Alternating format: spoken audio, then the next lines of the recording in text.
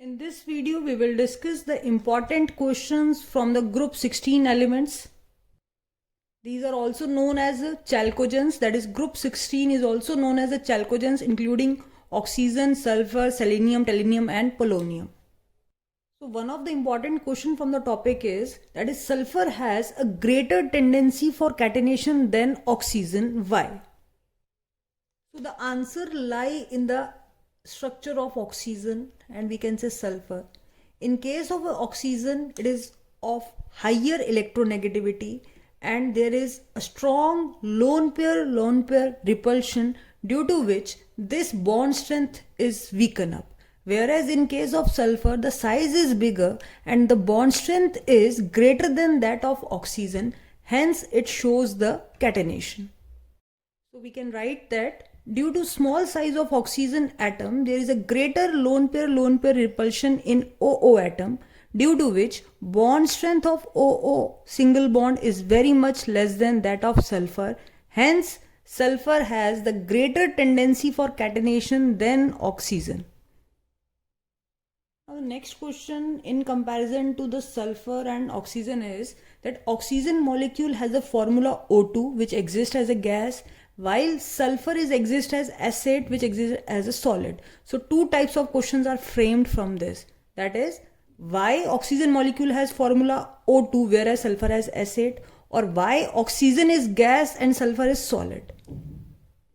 So first we will discuss the reason for the oxygen atom. Because of oxygen is very small in size, it can easily form p-pi multiple bond and exist as a diatomic O2 molecule. So the reason behind it is, that is, because of small size of oxygen, it form p-pi bond and exist as a diatomic O2 molecules, and between different O2 molecules there is a weak van der Waals force of attraction. So the force of attraction between different molecules is a weak van der Waals force of attraction, due to which it exists in a gaseous state.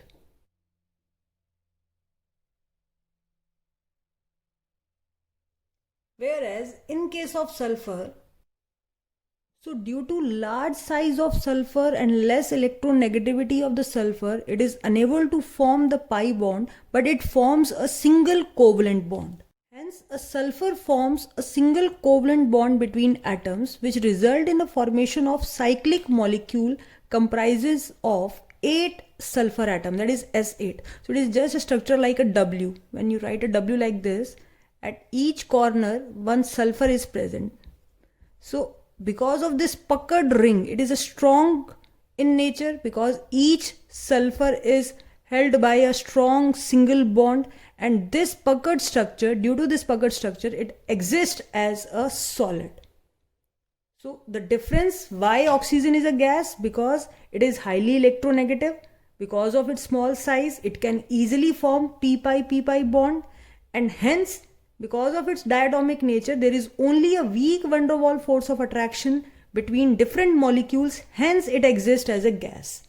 Whereas in case of a sulfur, sulfur is of large size is bigger, electronegativity is less, so it is unable to form pi bond, but it can easily form the single bond, and the single covalent bond is result in formation of cyclic like structure where 8 sulfur molecules are combined to form this puckered ring like structure, due to which it exists as solid. Now the next question is, oxygen bond length is same in ozone. Now ozone is O3, and if we draw its resonating structure like this,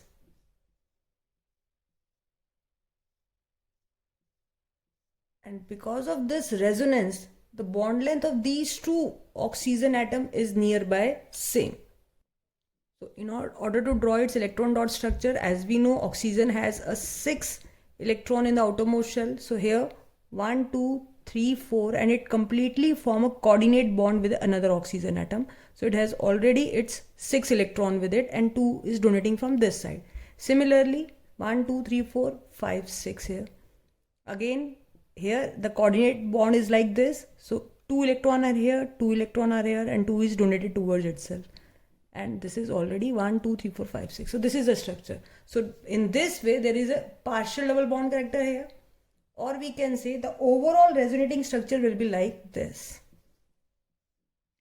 And the bond length of both the side is similar, that is 128 picometer. And what is the reason behind it? That is because of resonance.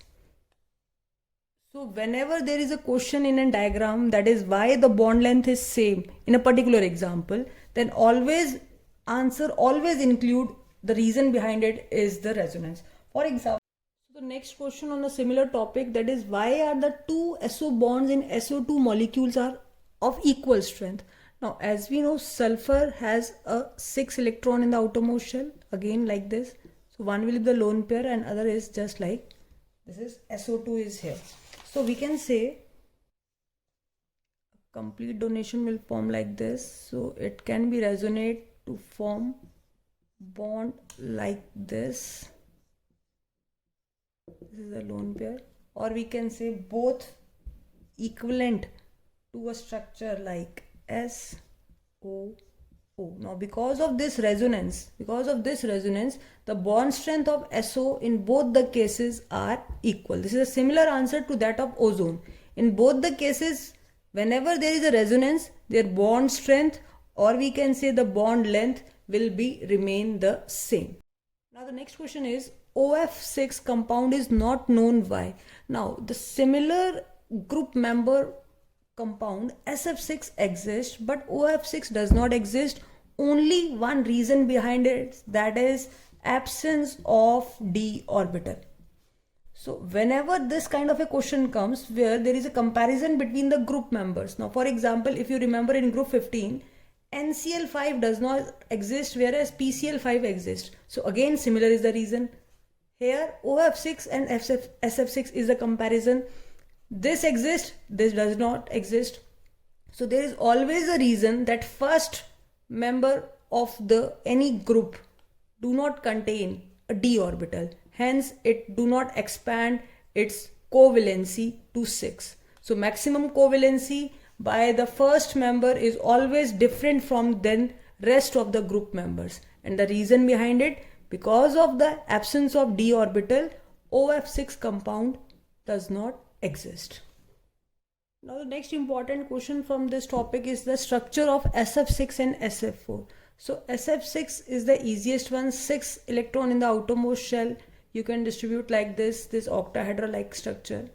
So this is the structure for the SF6. But in case of SF4, maximum student made a mistake. They just do like this, SF4, and we have to place electron like this and this. So this structure is wrong. In case of SF4, it is a trigonal pyramidal, but that one specific case where only one lone pair is present. So this kind of a structure is like this type, seesaw structure. So 99% student always draw wrong diagram for SF4. So they just remove these two and they make like this. But no, in actually practice, it is just like trigonal bipyramidal like shape, but it is one of that specific example where one lone pair is present. So when there is one lone pair is present, then it is a seesaw in shape. And when two lone pairs are present, then it is a T shape. So this one is the seesaw shape for SF4. Now another important question can also explain from this diagram also. The question is that SF6 is less reactive than SF4. Why? That is, reactivity of SF6 is less than that of SF4. One type of question is that. Another one is SF4 is easily hydrolyzed whereas SF6 is not easily hydrolyzed. Why? Or we can say SF6 is inert, that is unreactive. Why? So all these three answers again we can explain from the structure only. So the answer in case of SF6, it is less reactive, or we can say it is not easily hydrolyzed because there are 6 fluorine atom, due to which it is sterically hindered for any attack. For example, if hydrolysis is to be taken place, then water is to attack this sulfur. Now because there are 6 fluorine atom which are protecting this sulfur atom, and due to this steric hindrance, water not easily hydrolyzed the SF6. Whereas in case of SF4, it is easily hydrolyzed by the water because there is less steric hindrance in case of SF4. And in simple language, we can say SF6 is sterically protected, whereas in case of SF4, it is less sterically hindered, hence easily attacked by water molecule or hydrolyzed by water molecule. So next question is, sulfur in vapor state exhibit the paramagnetic behavior. Why? In the vapor state, sulfur exists as an S2, and just similar to that of O2, we can say.